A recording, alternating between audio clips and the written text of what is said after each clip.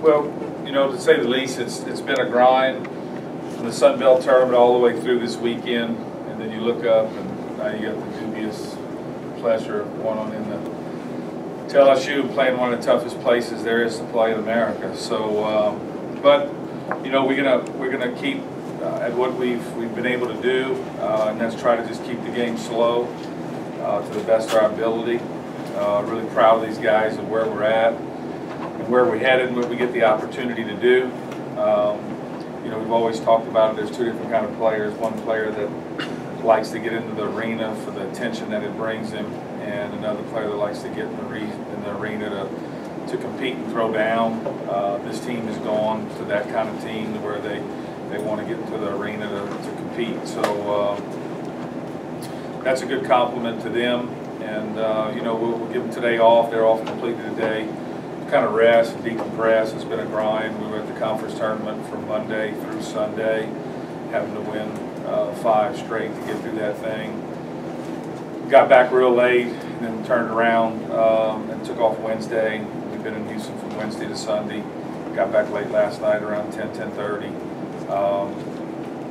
So we're going to let them rest today and decompress and then get back to work tomorrow and get ready to head on into Baton Rouge. So our biggest challenge is going to be just to, again, to slow the game down and just play baseball. Not only do their fans can speed you up, but their team plays fast too. They can play fast. They're faster than they were last year. So because of that, they can speed the game out of control on you. You're going to have to deal with adrenaline. I'm glad that each year we go play there.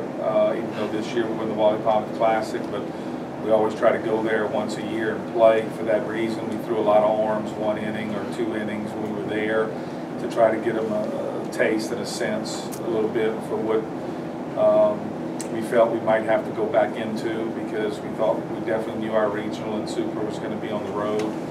So we figured we might be in Baton Rouge. So again, it's hard for me to invite 10,000 people to practice to put pressure on our players. So that's why we go there every year and play. But that's what we'll have to deal with. Those things right there, being able just to keep the game slow. And they're a good ball club, and they can speed you up. That's going to be our biggest challenge. Coach, I know we talked earlier in the year, and really last year, that every good team that's around this time has a thing. We talked about 2000 and last year, their things. We've never really kind of figured out, at least us, found out what's this year's team thing. What is it? I don't know. They just keep saying, do what we do. I think they're no different from last year's team. That the 5 seniors that were left over from last year's team, their big whole motto was just grind. And I think that's the same thing that they've stayed with, is just try to grind at bats out, grind the game out, keep responding to whatever happens to us. And I think they've done a good job of being able to understand that nothing's ever really good or bad. It's how you look at it. And I think they do a good job of that. Somebody sits in the stands, when that guy was throwing a no-hitter against us, probably looked bad. But we felt if we could keep the game close, we could maybe beat him at the end going away because it was so hot. And again, I was glad that we faced the South Al Arms. I'd said that when we left, because that was kind of a South Al game right there. Just hold them down. The weekend before, I think Hill got beat 2-1. And that's exactly what I told him. If we're going to beat this guy, we're going to have to beat him 2-1. And they've been good about that. So I don't know, really what they have. Nothing's really popped out as much as just they're just grinding stuff out, and I think they got that from last year's team, that they just want to be looked at as grinders.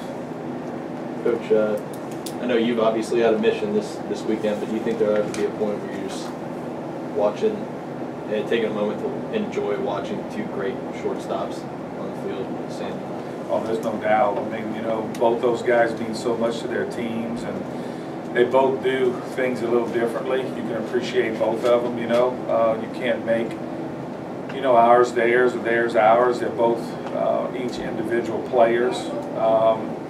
And they make their team so much better, you know, at the plate defensively. They make their third baseman, their second baseman better. They make their infield better. They make their team better. They make their pitching staffs better. So those two guys do a lot. And it'll be great to watch them both, you know, go get it. They're both going to go very high in the draft. And not only are both of them good players, but they're both good people. Both play the game the right way. Both are going to get a great opportunity to play Major League Baseball. Going in, does best 2 out of 3 scenario make pitching Blank's decision easier or more difficult compared to a 4-team regional or even back to the Sun Belt tournament? I don't know. You know, we like what we've been doing, where we got, you know, that first starter with Bacon behind him, that second starter with Millie behind him, the third starter with Sharp behind him. We like that. I think the only thing you do is just you're gonna, you know, I don't think it changes that much. I think you have to. It's like a weekend series now. I told the team last night you don't have to be ranked #1 to be #1, and you let everybody else debate who's better. So all we got to do is be better than them 2 out of 3 times. That's what our goal is going to be. It was our goal going into South Carolina. In '99, they sent us to the Astrodome to play Rice. They were #1 in the country at the time. In 2000, they sent us to South Carolina. They were 50-6, #1 in the country at the time. So, you know, if you're going to utter the words Omaha, you're going to have to play against the best people in the country. And that's the way we look at it, is that, you know, eventually you got to lay down against the best. That's what we've worked to do. Some people look at it and try to pick easy regionals or easy super regionals, or, you know, somebody got lucked off here, knocked off a national seed and everything else. Man, you don't luck off and get to Omaha. No way. 8 teams are going to be left standing after this weekend, man. I don't know if you realize how hard that is. 300-something people started out this journey. We've got 16 of us left. Every one of us is a champion, a regional champion. Look how many good teams aren't in supers right now. And then you're going to cut this thing down to 8. That's why if you've never been to Omaha, you can do yourself a favor and go. Because you've got 8 of the saltiest people left standing. That is that's why I work so hard to get there, is because what an honor when you walk through the gates and you got 8 people that never quit, man. 8 people that got some kind of motto. 8 people that got destiny. 8 people that have never quit. 8 teams that are grinding. Man, you talk about fun. I mean, every pitch is war. But you got to get there. And only 8 people are going to get there. So we got our work cut out for us. But we'll have to be the best we've been all year. Having said that, do you have a rotation for this weekend yet? Not yet. No, they're off today, and we not only are they going to decompress, but, you know, I told Jeff I'll come in at 1, do this. We're going to decompress too before we get back to work tomorrow. It's been a whole grind, and we told them just to head out and enjoy the day and be ready to come back to work tomorrow. And we'll meet as coaches in the morning and set up the rotation the way we think we need it to be. Only one, I think, of 6 in back-to-back super regionals. What does that say just for what you've been able to build stability-wise? Well, you know, it says a lot. Our coaching staff, you know, I thought JT and Bab's done a great job with our hitters this year. They lost 6 guys out of that lineup. And, you know, what's so complimentary to them, too, is that not only did you lose 6 guys, but you lost all 6 of them to pro ball. I mean, they weren't like a senior that, you know, hit 220, and it was his senior year. I mean, strengths that we lost the catcher, he's still catching, he's an advanced A. And for the Angels, we lost the first baseman to the San Francisco Giants, we lost the second baseman to the Tampa Bay Rays, we lost the third baseman to the White Sox, we lost the left fielder to the Angels, and we lost the center fielder to the Giants. And then we lost the hitting coach and the volunteer hitting coach. So those 2 guys did a great job of not starting over, because that was the decision I made, was that JT was part of the PAC system. He helped design it with Matt. He helped put it in with Matt at Texas A&M. And that was one of the reasons why I went with him, was because I didn't want a big change. We already were going to have enough change with 6 of the guys out of the lineup and 2 of the hitting coaches gone. So those guys did a great job. We talked before Matt even took the Sam Houston State job and said that, you know, either way we need to add a volunteer, because Harvey was getting some job offers too. We felt that Harvey would probably take one of those job offers if he didn't go with Coach Deggs. That's what the volunteer coach does here. You know, I've been fortunate enough to have, I think now 6 Division I baseball coaches leave me and become Division I baseball coaches. And so you want those guys to come here, and the volunteer coach, hence the word volunteer, he only gets paid from camp. He cannot get paid from the athletic department. So it's a resume building job. So they come in to build their resume, and hopefully that we can give them some credibility in getting that next job. And so you know you're not going to have the volunteer for a long period of time, especially if he's married, especially if he has children, because that's just too tough. So we talked before it was over and said that we had a lot of young freshmen coming in pitching-wise, so we were going to hire a volunteer pitching guy, and Daniel Freeman's done a great job for me. We're taking these young freshmen and helping me with them, because again, we lost the Friday night starter. Again, he wasn't just a senior, then went 4 and 5. You know, he's pitching for the Angels. We lost Saturday starter. He's pitching for the Dodgers. Sunday starter didn't get drafted, but had a ton of wins for us in Booty. Then we lost Plitt, who got drafted but decided not to go play. We lost Matt Hicks. So when you look all that, you mix all that up, and you sit here talking about a super regional. Again, those 5 seniors, I say it again, those 5 seniors have done a great job this fall, and then BT and Thurman out of our 2 juniors. BT's leadership's been phenomenal because of who he is, and yet what he is. You know, he's not arrogant. He didn't look down onto the freshmen. He actually helped lead them, and they trusted him because of who he was.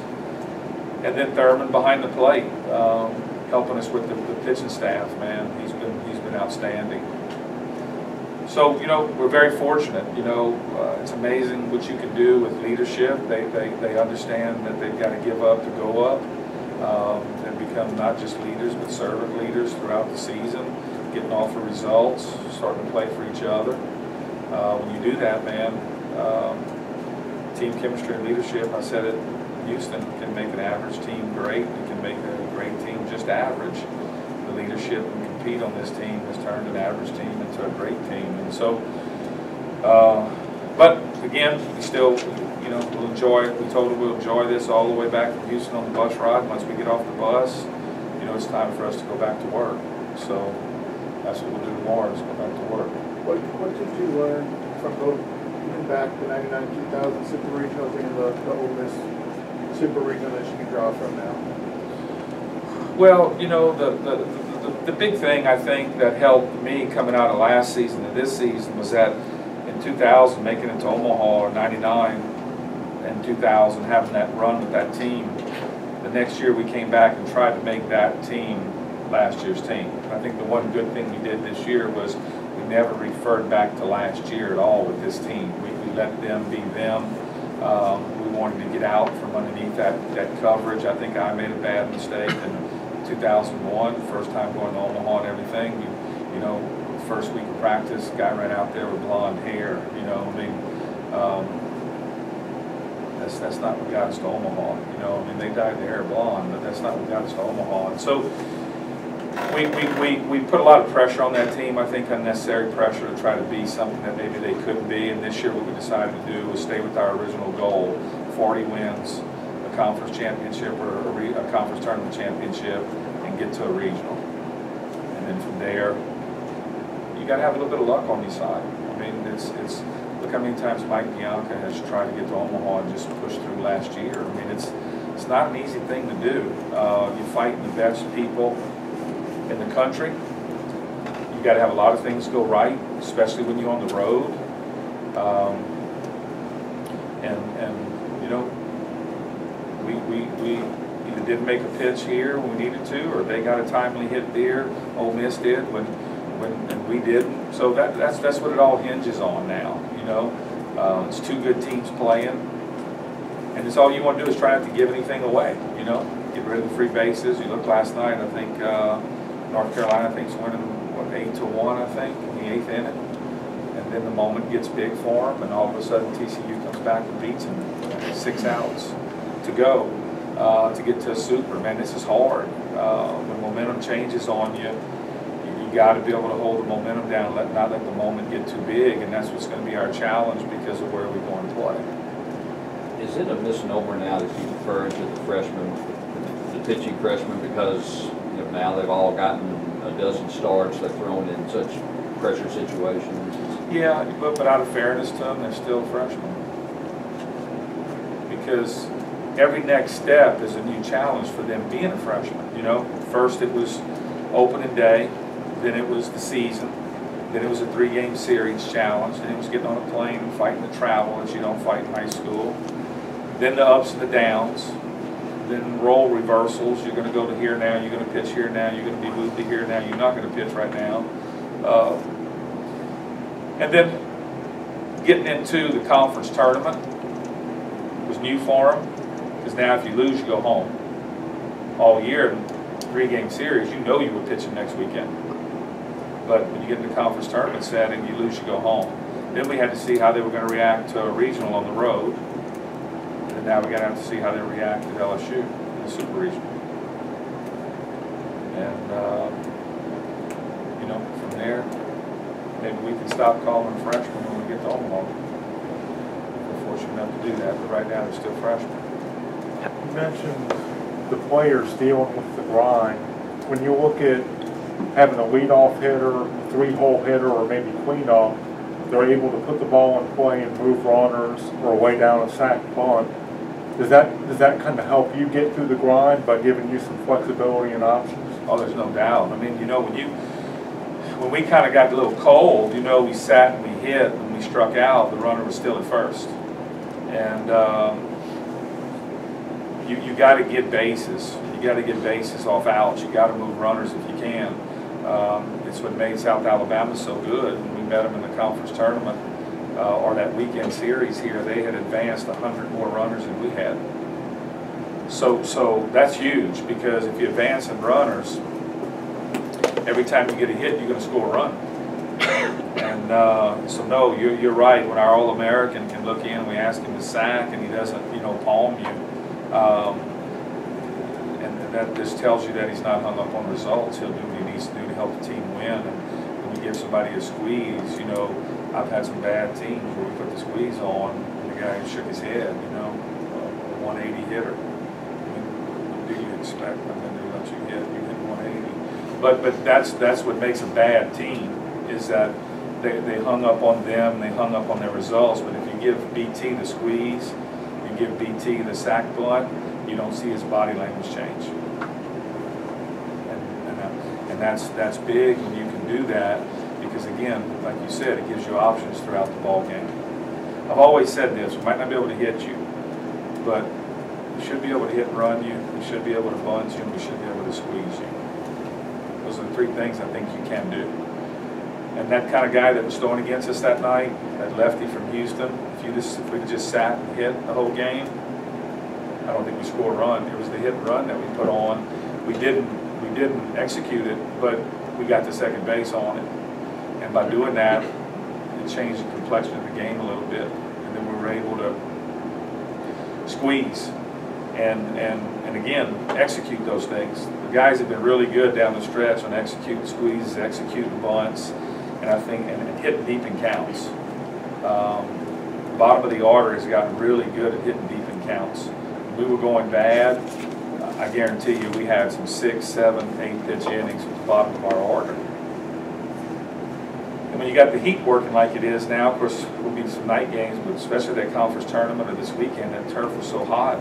You let a pitcher throw 20 pitches and get out 7, 8, 6, 7, 8, 9 hole hitters, and you sit him on the bench, and you have a 6-pitch inning, you sit him right back out there to go face 1, 2, 3, 4, and you're so susceptible to having the game broken open on you in those situations. And I think our hitters are starting to learn where the pitcher is in the order now, and see that, hey, we got to let him rest. And they're willing to get up there and take till they get a strike, hit deeper in the count to give him some rest. And that's when you get good as a team, when everybody understands what we need to be doing to win, instead of, man, I'm going to swing at the first pitch, fly ball out, next guy swings the first pitch, fly ball out, we take a pitch, swing at another pitch, it's a 6-pitch inning, and you look over there and he's just finished drying off from having a 22-pitch inning. You don't send that guy back out there to face a 3, 4, and 5 hole hitter with minimum rest with a 6-pitch inning.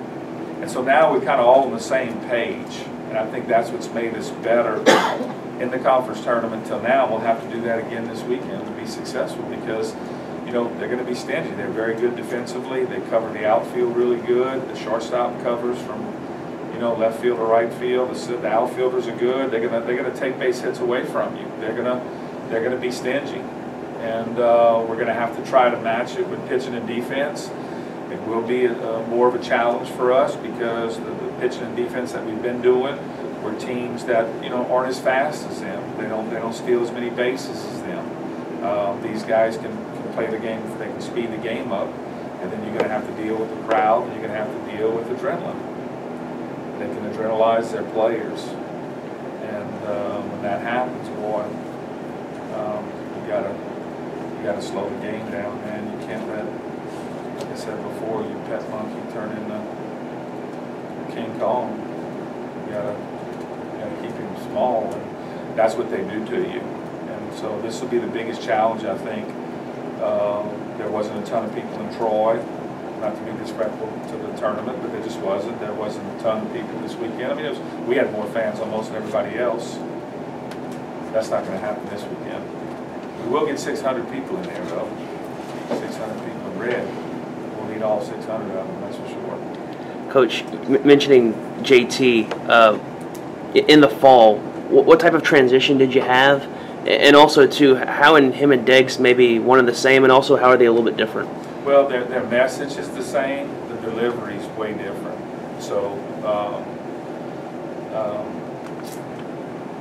they're just different deliveries. They worked really good together when they were together, though. A&M was very, very good. You know, I didn't realize, you know, we had them down there, and they came back and beat us twice that year, and they had Deggs and Talbert were together. And I didn't understand the pack system or anything, but when we switched sides and used their dugout, you know, I saw the handouts on their lockers and stuff about the pack system, and I fessed up, told Deggs and JT, a few of them made it into my briefcase. I'm a learner. I wanna see what's out there. I think when you stop learning, you get in trouble. So we looked at it, came back, didn't fully understand it, but I do understand it now. And with Matt was more of the kind of attitude guy. Talbot's more of the mechanical guy, and he can tinker with the guy and get him going. Rob Childress, they were fortunate enough to win Texas A&M. He nicknamed Jeremy the Bat Whisperer, you know, off the Horse Whisperer. You know. So that's what he used to call him, the Bat Whisperer, that he could talk to a bat. So he has that side of him. So his delivery was different when he first came in, but his message was still pretty much the same. And I think it just took a little while for them to internalize the whole thing. Even though it was the same thing, the delivery's different. And I've said this all the time, you know, you could bring in a new pitching coach tomorrow. Some guys are going to convert, some guys aren't going to convert. It's just the way it is. It takes a little while to get everybody on the same page, and I think that's why as the season wore on, I think our hitters have gotten better 1 through 9, just simply because I think they're all on the same page now. What's that speak for the seniors as well? As you mentioned, with those 5 guys, they've had 3 hitting coaches in their tenure here? 3 hitting coaches, 3 recruiting coordinators. You know, some of these guys are still here from Coach Strahan in Butler, and BT. You know, some of those guys are here all the way back from Coach Strahan, and from Coach Strahan to Coach Deggs, and then from Coach Deggs to Jeremy. So I think that's huge that these guys get off results, they'll give up to go up. I think that's what's made them good. I mean, you can say selfish if you want and be an okay team, or you can give up that selfishness. I've always told them, you know, happiness begins when selfishness ends. And when they give up to go up, they're going to be a lot better team. And I think a lot of credit to all 5 of them for being able to keep changing with the flow of the recruiting coordinator. And the one constant has been Coach Babb. And I think that's what's really helped us too, because he's been the constant through it all. Even though Matt was here, JT came here, Strahan was here, even though all those 3 things changed, the one thing that didn't change was Coach Babb. And so I think he's been a constant force. Early in the year, he came to me and said, I'd like to come off. We gave him the option to go back to first base and keep Daniel with me maybe in the bullpen, you know. And as we got going, Babb saw the need to come back into the dugout because he could stay and talk to the hitters. And I thought that was a good move. We let Daniel go back to first base, and we left the bullpen open. Coach Doe handles the bullpen for me when he's here, but he's not always here with his work at the fire station. But we used the older guys. Coach Milhorn's been my bullpen coach when he was injured. So we worked the bullpen without Daniel, and I think the big constant has been is Coach Babb through all 3 of those changes. He's been there right on the long side of every one of them, and I think that's a huge gift to be able to assist somebody, but yet you've got so much time in, more than some of them at this place. It's a delicate balance, and I think he's done a great job of it, of being able to assist all those guys that have come in and be right there with those hitting guys.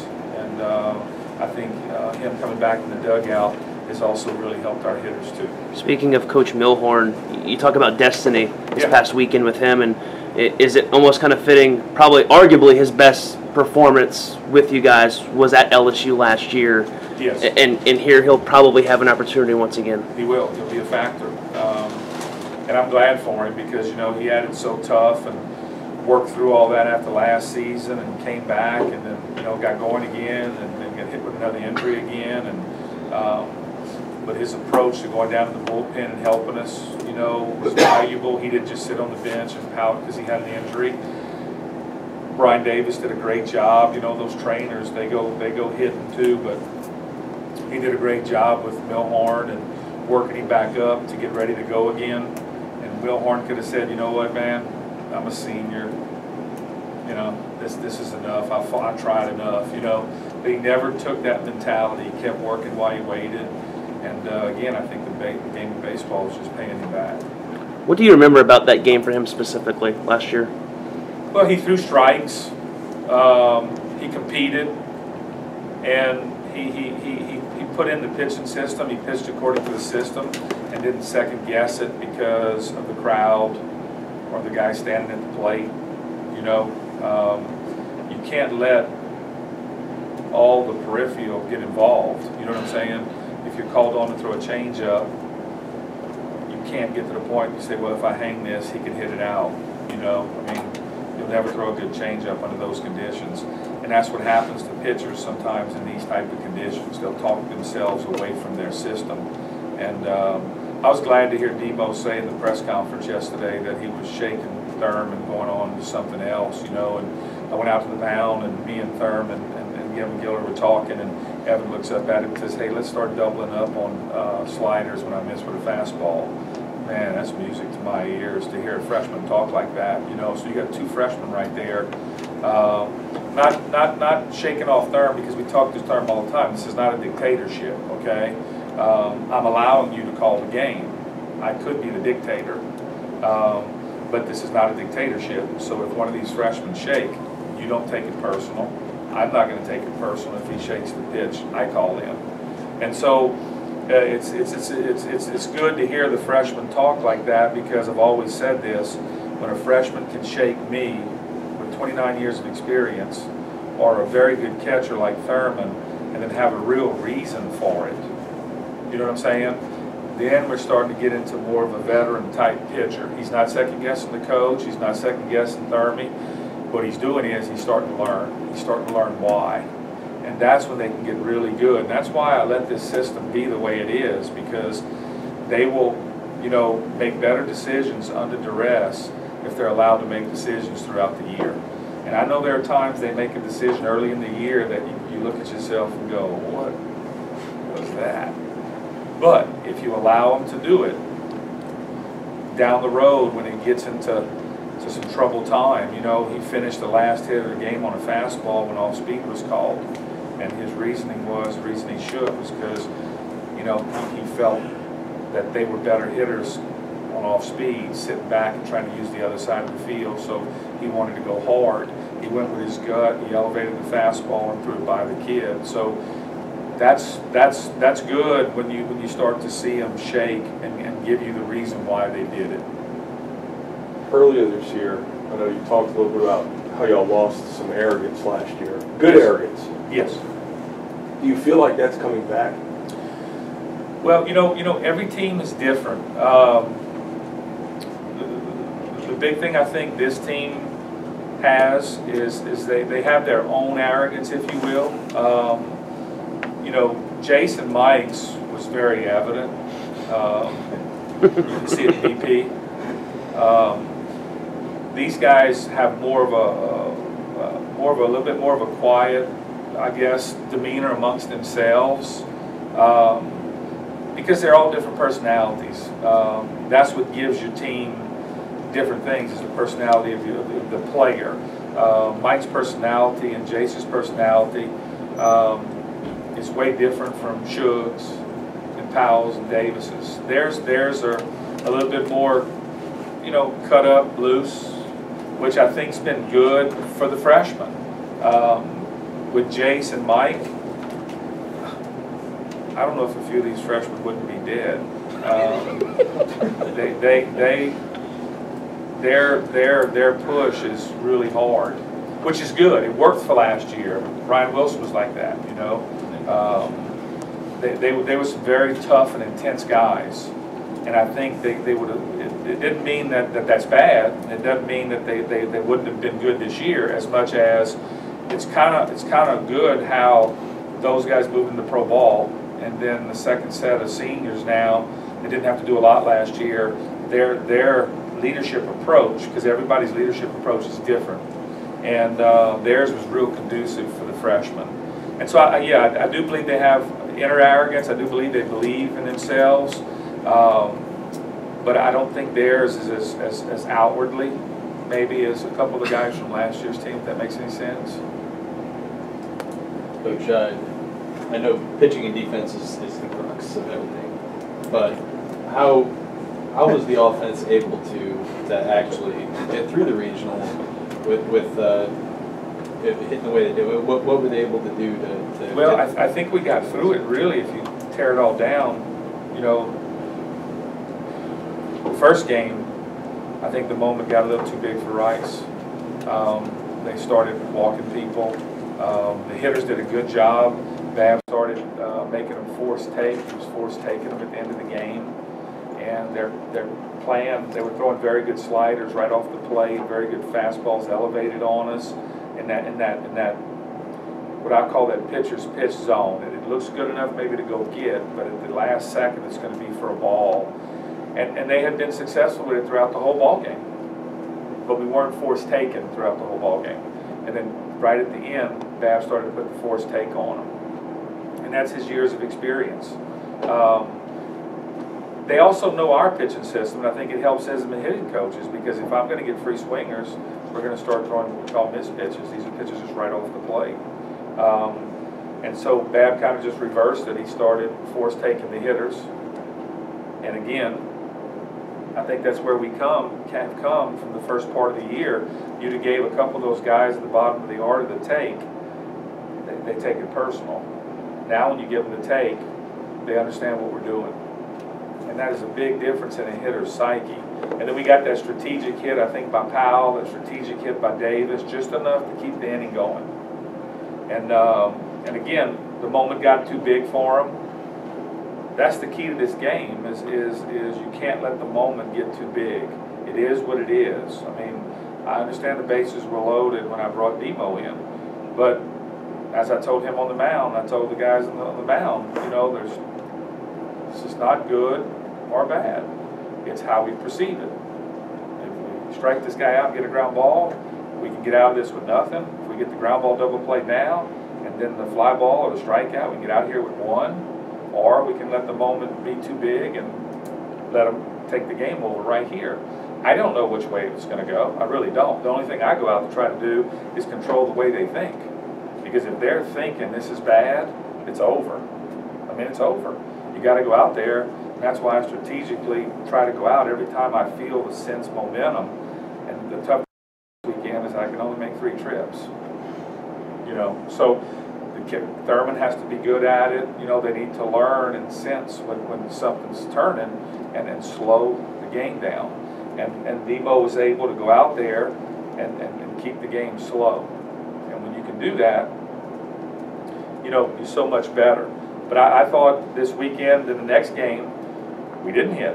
Guys started no-no against us, you know. But the one thing that we did was their body language never got bad. This comes from a drill that we used to do, Coach Deggs used to do a year ago. He put the hack attack machine on about 96 with a slider. And I mean, we weren't going to hit it. You can't hit it. And we know that. And he told him that from the get-go. You're not going to hit this. You're lucky if you foul it off. But here's what I want to do. And he spent 30 to 45 minutes right there in that drill. They had to get in the box with arrogance, swing 3 times at it as if they were going to hit it, and then get out of the box with arrogance after they didn't hit it. And then if he saw any negative emotion, pouting, poor old me, why old me, you know, he'd blow the whistle and we'd do sit-ups and push-ups until we run off poor old me. And as I told the players against this guy throwing a no-no, just don't change your body language. I don't care if he strikes out 12 of us. This is the hack attack drill. Get up there with arrogance, swing with arrogance, and come back to the dugout with arrogance. If you change your body language, it'll take you out of the game. Because, look, you know, some guy hollers from the stands, you know, my 7-year-old could hit that guy.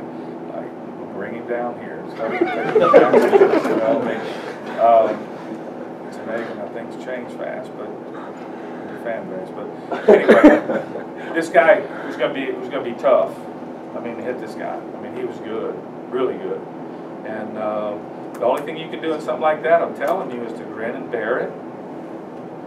Try not to show poor old me, why old me, body language, and pitch and play defense. I know y'all get tired of hearing that, but it's all you can do. And you hope that he you know, somewhere along the way, something happens. And we talk to our pitchers about this all the time as they come in. I kept telling Gunner, and I kept telling Millie, we're going to have an inning. We got to make it relevant. See, if you give up 4 runs right there, and then we get those 2, it's not relevant. Yeah, it's not relevant. I mean, you lose, you lost. You have to pitch and play defense so that when you have an inning, it's relevant. If you don't have it, so be it. But you've got to hold it there until you can have an inning and make it relevant. And that's what the pitching staff is taught to try to do, is to go out. Don't come back in here crying that we don't have a lot of runs for you. If you need a lot of runs, then this ain't the place to pitch. I'm not worried about you. I'm worried about your wins. I'm not worried about you making all conference. The only thing I'm worried about is you give us a chance to win. That's your #1 priority when you take the mound. And I think Gunner did such a good job of that, man. The guy's pitching at a regional. He gives up a home run. Crowd turns. Boy, they think they got this now. You know, they're going to run this freshman. And he comes back, man, gets right back in the strike zone, answers the call, and then go down there and tell them if you lose, I want you to lose 1-0. Challenge you. Lose 1-0. And just hung in and hung in and hung in. And you know, he's a veteran now, so when I went down there, the turf was hot. We had worked him hard, you know, the weekend before and everything, and I didn't want to overwork him. I had Billy ready to go, and I went down there and I said, "How you feel?" And he said, "Coach, I'm gassed." And that takes a lot. from a warrior. You know, I've had some softies that were gassed after the first inning, but this guy you can trust. You know, when he tells you he's gassed, he's gassed. And so we just said, hey, thanks for giving us everything you got, Billy. You got him. Go get him. You know. And I hear the guy up there, you know, you're burning arms, Robichaux, you're not going to beat this guy. But, you know, hang on. Hang on. I felt if Millie could hold him right there, we could get to the end.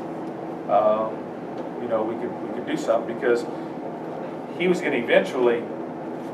I don't know if the heat was going to get him, but eventually, I mean, that's hard, man, to throw a complete game like that. That's hard. I don't care who you are in that heat. That turf was hot, and we felt. We was watching the radar board. You know, that velocity was going from 96 to 94 to 92. You know, it was starting to come down a little bit. So sometimes, you know, if you just get that velocity down just a couple ticks, you know, you got a chance maybe to put it in play now firmer. So, you know, we just hung on until we finally got in a position to where we could squeeze, and we had our best hitter at the plate for contact. And we said we're going to let him hit, and they just miraculously hit us. I know that by nature of media it's going to come up, it already has in some opinion columns, but in 2002, you know, a heated rivalry with the regional. What do you remember about that? And conversely also, why do you think that probably is not going to happen this time around? It's just going to be baseball.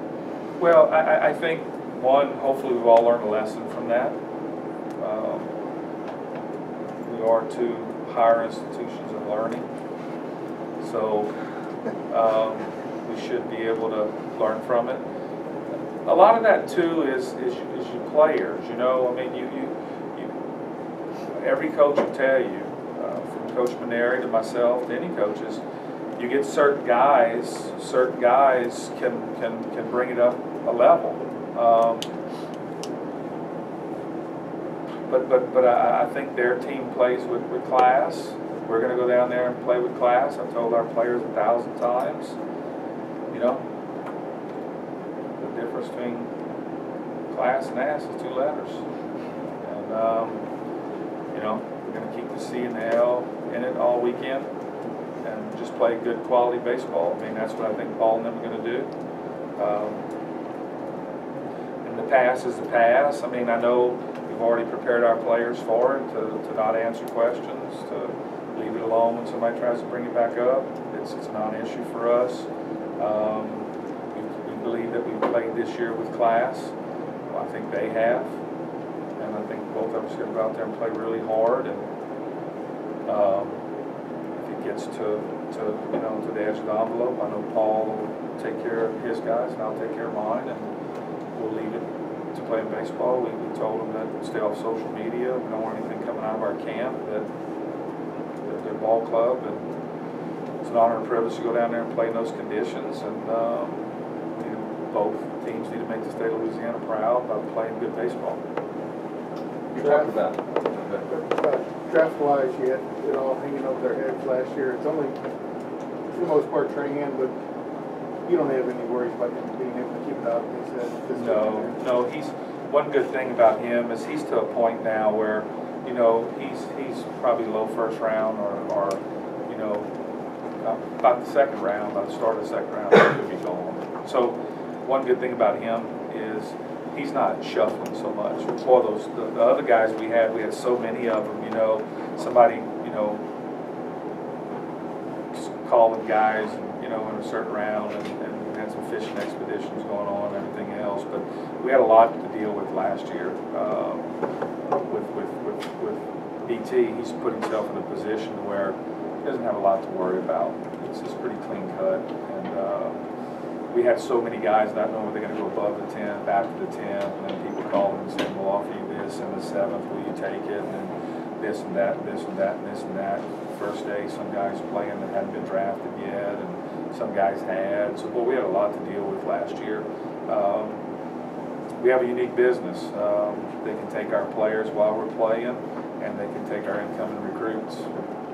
So you know, we'll see how it all stacks up. But BT's done an exceptional job with it all year. Do you anticipate having Conrad available, or do you not know yet? Don't know yet. We'll have to see how that leg recovers as the week wears on. He went from South Alabama, the conference tournament, South Alabama game, and that kind of had tweaked it, and then kind of got it better, and then kind of tweaked it again, trying to go first to third. So when you do that kind of twice, it starts to weaken. So maybe we'll have him at least as a pinch hitter, maybe. Don't know if we'll have him as an everyday player yet, but we'll see how Brian works him back up. I'm glad that we get that extra day. It's a Saturday regional, so we get a little bit more time. We didn't have a long travel back, no long flight or long bus ride. We got back pretty quick, and he was able to start his treatment today. You mentioned some of those former coaches that have gone on. You've got one that's still playing also this weekend. Had any communication with John? Yeah, we texted each other last night actually, and congratulated each other. And last year, if we beat Ole Miss that last game, and Chef beats Virginia, we would end up playing Chef in Omaha. But he got turned back by Virginia. Last night he had to take down UCLA, which is not an easy task. So congratulations to John, but he's been sending pictures all year of his little boys, and the dugout with him and everything. So we're real proud of John. John was a good coach, and I'm glad, and hopefully he can punch his ticket. It won't be easy for him either this weekend. There'll be nothing easy for nobody. What do you think it's going to be like for Powell going back to where he started his career at? And what's his kind of journey been like now as well? Well, he's another one that we talk to that we don't want anybody to try to bring up the past. When players transfer here, whether it be from LSU or I have a player transfer somewhere else or vice versa, we kind of got a standard rule. When they come in, the first thing I warn them is that you're not trying to get back at your coach. Chase Landman transferred here from Texas. Had a great career for us, and we went back and played Texas a couple times in Minute Maid when we had Chase, and we made sure we were all straight when we got there. That there's you transferred here, you're playing here now, and that's really all it is. We don't try to take a pitcher that transfers here and try to make sure he gets the pitch against that team, or that's pettiness. Things didn't work out. He transferred to LSU and we picked him up from LSU and he's going to go back to play, but he's not going to be a lone wolf. It's not going to be Powell versus LSU. It's not going to be a lone wolf. That's part of the pack system, is that you do not step out and become a lone wolf. You do not bring attention to you. You don't make this between them and you. It's the pack. So Powell's part of the pack now, and that's the way it's going to stay, and that's the way we'll keep it all weekend.